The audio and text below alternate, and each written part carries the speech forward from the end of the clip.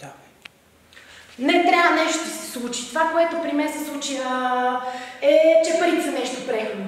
И че всеки може така да каже цак и да ти ги вземе. Да те измами и така нататък. И това обърна тотално нещата. Тогава почнах да я правя инвитро, тогава почнах да мисля за тия неща. Иначе си ми беше супер. Не ми се получава, древно ми на шапката. Ходим си какао бич, хахомихи. Просто купон тече.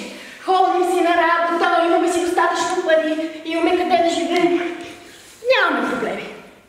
Докато в един момент просто се окаже, че нещата могат да те свинат до земята и започваш да се замисляш. И е много важно да има някой, който да ти чукне по главата и да ти каже: какво правиш, бе? Действай! Като не ти се получава така, сме много интересни, като почнат да ми викат: аз можех без. Ма не може да живееш без дете, бе, човек. Просто животът ти е нула. Ако не си направи нещо такова. Нула. Кръгла нула. Ти ставаш един. Всички други деца може да ти близки, мили, но те са на другите хора. Това е. И аз имах една Леля. Тя отгледа моят братовчет, но той си имаше мен. И тя ми каза така: давам ти този апартамент, но искам да си имате ваши деца. Независимо как, да си осиновители. Няма значение, независимо как.